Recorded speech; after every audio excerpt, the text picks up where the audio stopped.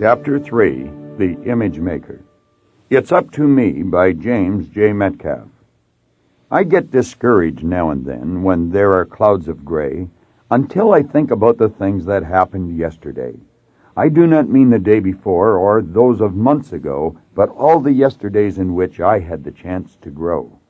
I think of opportunities that I allowed to die, and those I took advantage of before they passed me by.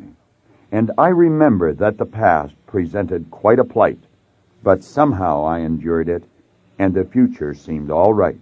And I remind myself that I am capable and free, and my success and happiness are really up to me. The Image Maker. The idea contained in this chapter could very well be the breakthrough for you, because image making, once we get a firm grip on it, is a truly dynamic idea. I was speaking in Ohio a number of years ago to a large group of business people when an elderly gentleman in the audience suddenly stopped me as I was explaining the image-making concept. He stood up and informed the audience that he was 65 years of age before he understood this idea. He mentioned that he had read about it, thought about it, and even talked about it, but he never really understood it until he was 65 years old. I want to suggest right at this moment that you read this chapter over a few times, because most people live and die and never fully understand the power of image making. Understand that we are relating this idea to money in this book, but I want you to know that once you fully understand the image making concept, you can effectively use it for whatever good you desire. I am not able to tell you the exact date on which I myself gained an understanding of image making, but I can tell you it has had as great an impact on my life as any idea I have ever learned. For the knowledge of image making eliminates competition from your life by moving you from the competitive plane to the creative plane. You will soon understand, therefore, that in truth, the only competition you will ever have is with your own ignorance. This idea truly excites me. To be more accurate, I should probably say sharing this idea with you excites me, because I know how it can improve every aspect of your life. And I honestly love watching people grow or unfold as new ideas register in their consciousness. But before I delve into this idea, please understand that everyone is using the image-making concept, and everyone always has. In fact, everything that has ever come into your life has come as a direct result of the image-making process. Therefore, if you will only become aware of the results which you have obtained, you will realize you have already employed this great mental tool. Just take a look at the results most people obtain. Generally speaking, you could say it is quite obvious that when they make use of their image-making ability, they almost always use it the wrong way. You are an image maker. Most religions teach that God is responsible for everything made in this world, and I would fully subscribe to this proposition. However, as co-creators, human beings must bear responsibility for what God makes in their lives. The minister and the farmer. A story I once heard illustrates this point exceedingly well. Many years ago, a minister was driving along a remote country road when he happened upon a very beautiful farm. The farm was kept in absolutely magnificent condition. The fences were well cared for.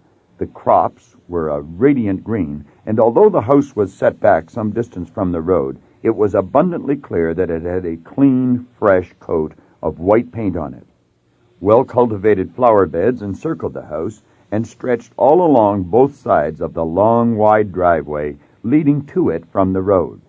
In a neat row along both sides of the drive as well were straight lines of tall green poplar trees, reaching up to a picturesque pale blue sky. The lawns surrounding the house were a deep, rich green, and as well manicured as any putting green ever was. Indeed, the entire picture would have fit well on a postcard, since it was absolutely breathtaking in its splendor.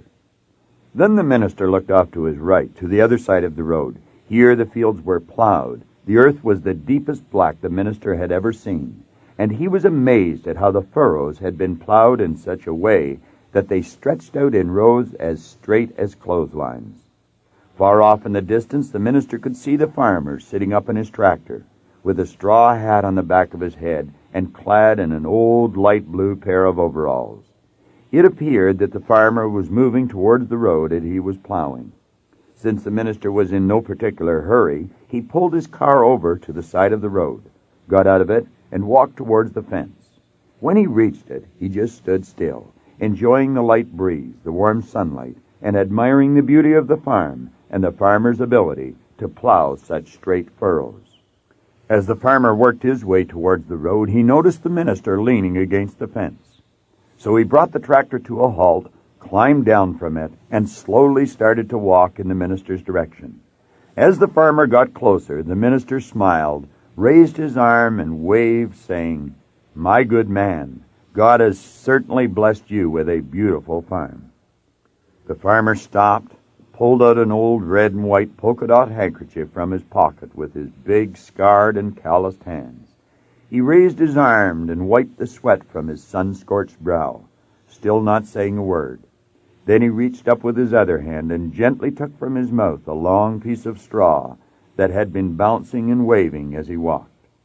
He stood in silence for a moment, looking at the minister, and then he spoke. With a slow, steady voice, he replied, "Yes, Reverend, you're right. God has blessed me with a beautiful farm, but I just wish you could have seen it when he had it all to himself." Understand that images are mental pictures that are made from thoughts, and the magnificence of the mind lies in the fact that it can think. That is to say, it can tap into thought and create whatever image it chooses. Now play with your mind for a few minutes and become aware of how you can flash one picture or image after another on the screen of your mind. It is almost as if you were sitting inside your body at a great theater, and you are the writer, producer, and director of this movie you are watching. In a wonderful book I read a number of years ago titled The Science of Getting Rich, the author, Wallace D. Wattles, referred to this thinking stuff that permeates, penetrates, and fills the inner spaces of the cosmos. It's true that thoughts are everywhere, and we can tap into this thinking stuff with our mind and form any image we choose. Now become aware of this truth. Everything we do is preceded by an image. We think first in order to form an image. Then we do the work. Building the first chair. Consider for a moment how the first chair was built. We did not always have chairs, you know. I suppose many years ago, when we first started to become civilized, someone became tired of sitting on the ground. Whoever this person was, he probably started to think and began to see a picture in his mind. He probably saw himself sitting on a thing with his legs hanging down and his back leaning against something. This picture or idea appealed to him because he imagined that it would be a more comfortable position in which to sit. Certainly much more comfortable than sitting on the ground with his knees shoved up under his chin. Since this picture appealed to the person thought of it often, until a desire to have such a thing began to develop. The desire moved the person into action, and with the picture in his mind, he began to build something outside of himself in his physical world that was as close as possible a replica of the image he held in his mind. Once the thing was completed, the person sat on it. He let his legs hang and his back lean, and he found that it was good. He then called the thing a chair.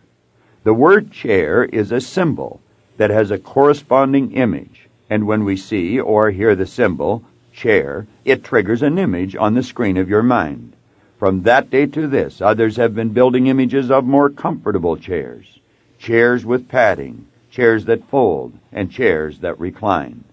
Then someone got lonely sitting alone, and the person began to think, and they built an image in their mind of a very long chair. They constructed that long chair, found it was good, and they called it a sofa. Need we continue? Someone got tired of sleeping under a tree, and they built an image of a roof over their head. And on we go, out of the cave into the condominium.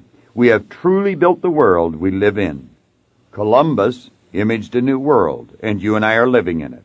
The Wright brothers imaged us being propelled through the air and introduced us to a new kingdom. Samuel Morse imaged himself interrupting the flow of energy through metallic wires and gave us the telegraph with the Morse code. Copernicus imaged a multiplicity of worlds, and now we have been there. And Buddha imaged a world of stainless beauty and perfect peace, and he entered into it. Through the years, history has recorded the results of great visionaries. In fact, everything ever accomplished was at first, and for a time, nothing more than an image held in the mind of the architect. Realize now that you too are the mental architect of your own destiny. Going to the movies. Consider this. Jack Nicklaus, the world-famous golfer, explains he will not even pick up a club until he has a very clear image on the screen of his mind, showing exactly how the ball will fly through the air, how it will hit the ground, and where it will roll after it hits. Nicklaus calls this going to the movies, and he has become so proficient at it that he has become known throughout the world. Fame and fortune are his for the asking. In a previous paragraph, I made reference to the statement by Wallace D. Wattles. There is a thought stuff that permeates, penetrates, and fills the inner spaces of the cosmos. In truth, there is a thought stuff everywhere around you and within you. So become aware of this truth and tap into it now. Use it to form an image on the screen of your mind. See yourself already in possession of the amount of money you want, to provide the things you need, to live in the style you choose to live. Personal prosperity. You are using mental faculties that everyone has. They are exactly the same mental faculties used by Copernicus, Buddha, and Morse, whom we previously mentioned. You might have formed the habit of thinking that people like those just mentioned are different than you and I. But I want you to know the only difference between you and them or anyone else is only in appearance and accomplishments. We all live in different physical bodies, and we all use our inherent mental faculties in a different way, but our basic structure is fundamentally the same. I'm well aware that there are many professors and other professional people who will tell you what I have just said is a lot of nonsense. But disbelievers like these have always existed, and they are, in my opinion, little people. For all the truly great leaders are in complete agreement with what I have just explained about your equality with other people of the past and present. Even Jesus tried to tell the world, as he was doing his great work some 2,000 years ago, that you too were capable of doing what he was doing. In fact, he even went a step further in saying, even greater things are you capable of. Believe him. He spoke the truth. The little people will say, that is not what he meant. But let me assure you, it is exactly what Jesus meant. If you can see it and believe it, you can do it. Napoleon Hill spent almost his entire life studying 500 of the world's greatest achievers, and the essence of his exhaustive studies and writings is contained in his great book, Think and Grow Rich. Whatever the mind can conceive and believe, it can achieve.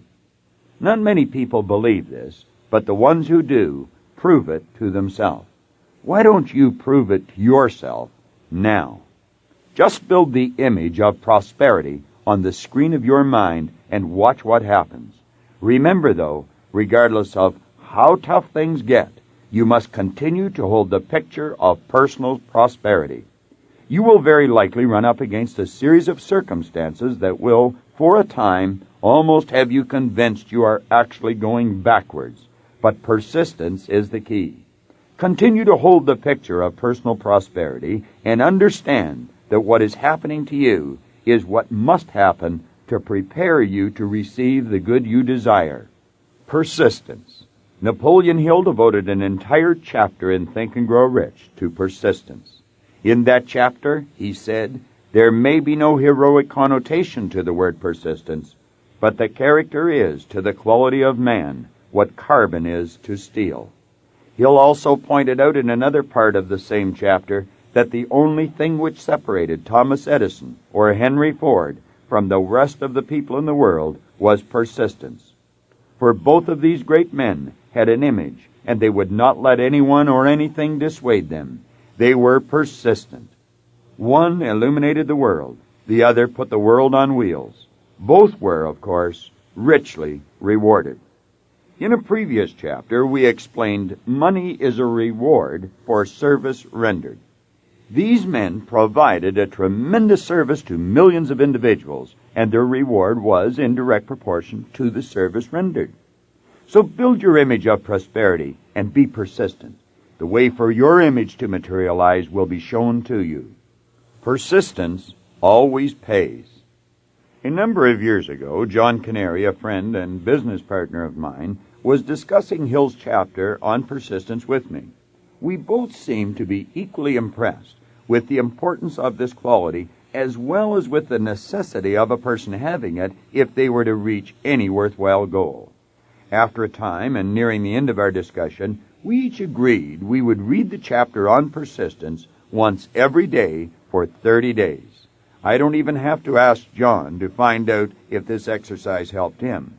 I know it did, and the exercise has most certainly benefited me on numerous occasions. There is an interesting story concerning John Canary which would be very appropriate to share with you here, since it illustrates both the power of imaging as well as persistence. Although I had known John Canary for a couple of years and had talked with him on many occasions, I certainly did not know him as intimately as I do at the time of this writing. It is important that I bring this out here, as I will be referring back to it shortly. The incident I am about to relate took place in 1971. I was living in Chicago at the time and had just completed a speaking engagement in Edmonton, Alberta. When I returned to my room, there was a telephone message for me to call John Canary in Belleville, Ontario, Canada. I returned the call, and after a couple of minutes of small talk, John said it was rather important that he meet with me, as he had something he wanted to discuss, and he preferred not to go into it on the telephone. I asked John to wait while I looked over my calendar. It was, in the vernacular, packed tight. I was busy, to say the least. Almost every day I had either a seminar or a speaking engagement in a different city in North America. I explained this to John and told him that although I would love to visit, I really did not know when I could. John was persistent, so I said, "Listen, I am leaving Edmonton for Chicago tonight at midnight. To get to Chicago, I have to go through Toronto. I'll arrive there at 7 a.m.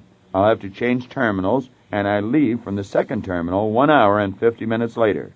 I'll be happy to talk to you then, although I don't promise to be too alert after flying all night." It is also worth mentioning that John had to get up early enough to drive the 125 miles from Belleville to Toronto to meet my 7 a.m. arrival. I remember that all John said was, "I'll be there." The next morning I sat in the airport coffee shop and listened as John explained how he wanted to do what I was doing. He wanted to conduct seminars. He also explained he was prepared to pay the price, whatever it might be. As I listened, it was like hearing a popular song on the radio. You keep hearing it over and over again. In almost every seminar I conduct, there is a man or a woman in the seminar who wants to do what I am doing. I've heard it in Biloxi, Mississippi, Butte, Montana, Los Angeles, New York, Moncton, and Montreal. It was an old tune. Now here I was in Toronto with a friend who, as I already mentioned, I did not know that well, and he was asking what he had to do. As I was listening, the same images which I had had with all the others were flashing through my mind. I was remembering all the traveling, the fear of standing up and speaking in a large hotel ballroom crowded with people who wanted you to get them excited, but who were mentally putting you on trial at the same time, thinking, "Does this guy know what he is talking about?" In many situations, such as a sales convention, you had 40 minutes from beginning to end in which to build a rapport with a few hundred strangers and get them excited about themselves. The years of staying up nights, reading and studying, the years of learning by attending seminars all over the continent, the years of working for next to nothing to prepare oneself to hold the attention of a group of people all day in a seminar. These were the images racing across my mind. It had taken me 11 years to get to that point. But how do you say no, you'll never do it, when someone like John asks you? Especially when the essence of what you teach is, you can do anything. Yet, how can you say yes when everyone you know, with the exception of 2 or 3 others besides yourself, cannot earn a living in the public speaking business unless they are a celebrity? And that is a whole different story. When John Canary finished, I told him what I had told all the others. Yes, you can do it, but it's tough. Make sure you understand that, John. It's tough.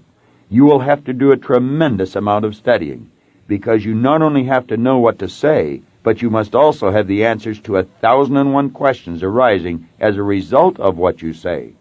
Some of the questions will come from professional people, medical doctors, engineers, and lawyers, who in most cases know what they are talking about. So you not only have to be right, but confident as well, or you'll be discredited with your entire audience. And that only has to happen a couple of times, and you're out of business.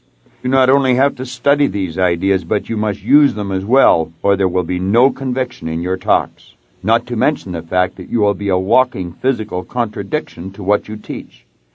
It is next to impossible, for example, to have a sick person teaching health. You must develop showmanship and voice control, and on it goes. In short, John, for everyone who makes it, 1,000 fail miserably. Usually when this is explained, the person says they still want to go ahead, but you never hear from them again. John was no exception in one sense. He still wanted to go ahead. However, in every other way, he was an exception. I did see him again. I told him what to read and what to do, and he read it and he did it. John read hundreds of books. He devoured them. He narrated them onto tapes and played the tapes in his car at his own expense. He followed me all over the country and sat in hundreds of seminars. He wrote thousands of pages of notes and studied them diligently. Finally, I would have him open and close the seminars. Then he would conduct part of the seminar himself. In the beginning, he would be so full of fear, he would be soaking wet. Sometimes he would be so worried about what the audience thought of him that he would forget everything he knew. And as you know, an audience can be very cruel. But despite all this, he continued. Keep in mind, this was costing him money. He was not being paid. John Canary had built an image of himself doing what I was doing, and he would not quit. He was persistent, and it worked. It always has, and it always will. Today, he has earned the respect of many of the world's largest corporations. He has spoken in almost every major city in North America. He has also earned more in one day than he was earning in a year when I first met him. So if someone with numerous degrees after their name tells you image-making and persistence don't work, just look John Canary up and ask him. He will tell you, I know you can do it because I did it. Philip Nicola, a minister in Santa Ana, California, preached a sermon on a similar idea one Sunday that I was fortunate enough to hear when I was living there. He said, keep your mind on a higher image rather than a lower concern. I realize that that is not always an easy thing to do, but it sure pays great dividends for the person who develops the mental strength to do it, and that is what it takes, mental strength. Build your image now and develop the mental strength to hold it. A number of years ago, prior to Napoleon Hill's death, Earl Nightingale condensed and narrated Think and Grow Rich onto a long-playing record. At the end of the record, Mr. Hill comes on to close the record. He said, And now, as I stretch out the hand of friendship through time and space, let me remind you not to go searching for opportunity in the distance, but reach out and embrace it right where you are. Waddell said this thinking stuff permeates and penetrates the entire universe. They're both telling us the same thing. So build your image now, right where you are. Don't even wait until you finish this book. Build it now, and let the remaining pages in this book strengthen the image. You don't even have to try. Just let the image of a more prosperous you float to the center of your consciousness. It's already here, so let it appear. For many years now, I've been very aware of the power that flows through you to accomplish good in your life when you hold the proper image in your mind. And this great truth has been responsible for many wonderful things happening in my own life. Moreover, I have also seen numerous examples of what a proper image will do in the lives of other people. Paul Hutsey's story. I would be remiss if I concluded this chapter without sharing Paul Hutsey's story with you. It all began when I received a telephone call from Charlie Beck, who was the Vice President of Sales for the Southwestern Home Office of the Prudential Insurance Company of America in Houston, Texas. He invited me to speak at the company's regional business conferences to be held in Toronto, Canada. He explained they had 4 different regions, and each region was coming in for 3 days to the conference. This meant that they wanted me to work in Toronto for approximately 12 days. Although I was living in Los Angeles at the time, Toronto was my hometown, where I grew up. My family and friends all lived there, so naturally the idea appealed to me. But I asked Charlie how long I could have on the program, and he said, about an hour. I think it is worth mentioning at this point that I have not as yet learned to teach anyone much in an hour, and I told him so. I explained that if he would give me 2 mornings on the program with each region, I would be glad to come and do the job for him. I wanted 2.5 hours each morning. Charlie's southern accent was interrupted by a real deep belly laugh as he explained they had never done anything like that in the 100-year history of the company. All of their executives had to take part in the program, he said, and so they never gave anyone that much time. However, I stood firm. I gave him the name of a couple of other vice presidents in his company whom I had worked for, and I suggested that he call them to find out if my idea had any merit. But as I hung up the phone, I did so rather reluctantly because I really wanted the job. I must admit that I was somewhat surprised, therefore, when one of Charlie's aides phoned me back to say they were going for it. He also told me he didn't know how I had talked Charlie into doing it. But I was given 2 mornings on the program. I made up my mind right on the spot that I was going to leave these people with something special, and if they chose to use it, they could literally change their lives overnight, not to mention what it would do for their sales records. I was going to speak on the power of an image, or, to be more specific, the power of a self-image and the benefits of holding a positive one. At the conclusion of the program for one of the regions, a gentleman came up to me and said it was imperative he talk to me. He said he had a problem, and he felt I had the answer to the problem because he was impressed with the ideas I had explained during the seminar presentations. There were approximately 200 people in each one of these conventions, and I explained to this man that many of the people wanted to talk to me, but I did not have the time to talk to everyone individually since I was only one person. I also explained to him that I had another appointment and had to leave immediately to be there on time. Still, he was persistent, so I agreed to meet him the following morning in the coffee shop for breakfast. I can remember our meeting as if it were today. The 2 of us sat down just inside the door of the coffee shop at the Hyatt House Hotel on Avenue Road. As soon as we sat down, he started talking. He informed me that he had to tell me something about himself so I could understand his problem. He said he did not want me to think he was bragging, but it was necessary for me to have this information. He began by telling me he was a good man, and I already knew that about him just by looking at him. I could feel it about him. He then went on to explain he had worked for Prudential for more than 20 years, had been in management for all but 2 of those years, and he concluded by saying, "I'm a good manager." Next, he stated he had a good record, good people, and he was well respected by the executive staff of this company. No sooner had he uttered those words than Charlie Beck and Dick Merrill, the senior vice president from Houston, came walking in. Came over to our table, congratulated Paul on his year, exchanged a few words with us, and then went to their own table.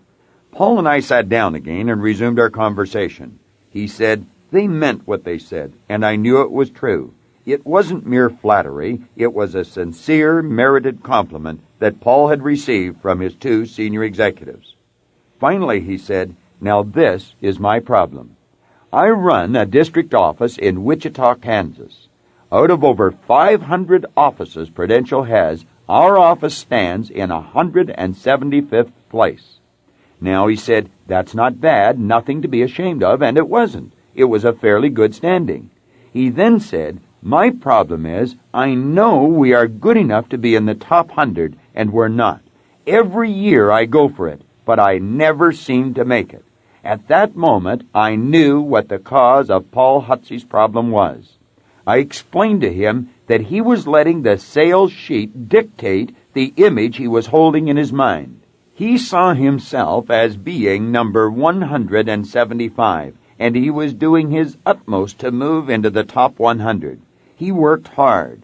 He worked with his people, and as he explained previously, he had good people. I showed Paul, however, that it was imperative he see himself in the top 100, regardless of what the sales sheet said. In other words, he had to act as if he were already in the top 100. He had to become mentally what he wanted to be on the physical plane. He also had to learn how to communicate this idea to his entire staff. Suddenly, I started to see the lights going on in Paul's mind. We talked for a while longer, and I explained as much as I could about the mind to him, how it worked, and especially about the power of holding the proper image there. Paul thanked me for the time I had given him and returned to Wichita, Kansas. As his region moved out of the Hyatt House, another one moved in. But about a day or so later, I received a long-distance call from Wichita, Kansas, and it was from Paul Hutsey. He wanted to know where I would be holding seminars when the conferences were completed. I told him I would be in Southern Illinois for Prudential's Midwestern home office. He then asked if he could join me and travel with me for 2 or 3 days. I explained to Paul that I had already made a deal with Charlie Beck to do our entire series of seminars for the whole of the Southwestern home office, and one of the sites chosen was Paul's town, Wichita, Kansas. Nevertheless, since we weren't going to be there for at least 6 weeks, he explained that he wanted to join me immediately, and so, at his own expense, he flew some 600 miles to spend 3 days with me. We went together from Litchfield, Illinois to LaSalle, Illinois. We spent hours talking as we were driving from one city to another, and he sat in the seminar and took copious notes all day long. In the evening, we would spend more hours conversing. Finally, Paul returned to Wichita and started to apply these ideas. Specifically, he started to work with the proper image, and as a result, the sales started to climb. For some strange reason, Paul's superiors saw fit to move him from Wichita, where he had been for a number of years, to Pittsburgh, Kansas, where the district office stood in 163rd position. This certainly didn't seem like a very fitting reward for all the effort he had advanced on the company's behalf. Still, Paul accepted the move as a challenge, and a mere 6 months later, the district in Pittsburgh, Kansas, stood number 11 in the entire Prudential Insurance Company. Prudential recognizes the top 52 districts, which is the top 10% each year, by awarding them a citation. The Pittsburgh district had not had a citation in 9 years, but just a short 6 months after Paul Hutsey took over the helm, they were in the top 2%. Just 2 years later, they missed the number 1 spot by a matter of a few percentage points. Today, Paul Hutsey is Vice President of Sales in Houston, Texas, for the Southwestern Territory. Clearly, he is a man who learned well the awesome power of an image held in the mind. If you were to talk to Paul Hutsey today, he would be quick to tell you that he will never let present results dictate the image that he holds in his mind. Rather, he holds the image of what he wants and then acts as if he already has it. Paul Hutsey is, without question, one of the best examples you will ever find when it comes to the subject of building an image in the mind and then executing it. He has become a serious student of the mind, and I am happy to count him among my good friends. Understand this. You could be doing precisely what Paul Hutsey had been doing all those years. So if you are, then make up your mind right now to do what I have suggested you start doing. And start right where you are.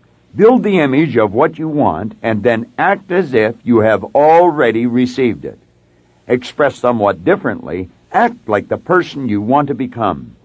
For as Goethe, the German philosopher, once wrote, before you can do something, you first must be something. As you finish this chapter, lay the book down and then become very relaxed.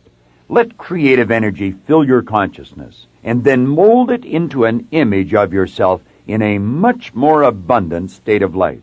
See yourself already in possession of what you previously only dreamed of. Become extremely conscious of the truth that your entire being is not only filled with, but also surrounded by, the original substance all images are made of. So do not just keep reading page after page of the book without acting on the suggestions which I have been giving you. In the foreword to this book, and then again in the first chapter, we emphasize the fact that no amount of reading or memorizing will make you successful in life. It is the understanding and application of wise thought which counts. Understanding and application are the keys which will unlock the door to a truly abundant life. It would be very tempting for you to flip from one page or idea to the next thinking, I know this, I know that. However, let me remind you, it makes no difference how accurately you can parrot back these concepts. In fact, you might even be able to recite them verbatim. Nevertheless, if you are not witnessing the results in your own life of the good you desire, you simply do not understand the power and, in fact, the necessity of acting on these ideas. Therefore, make the time right now, this very minute, to build the image in your mind of yourself already in possession of prosperity. Write a brief description of your image on a card. Carry it in your pocket and read it every day a number of times until the image fills your consciousness. Begin your written statement with, I am so happy I now see myself with, and then put whatever you want down there. I hope you enjoyed this video. We put a lot of good information up here, and it causes everything in your life to get better. If you'd like us to notify you every time we put a new video up, hit subscribe and then turn on notifications. Check out all our videos, and we will notify you when we put a new one up.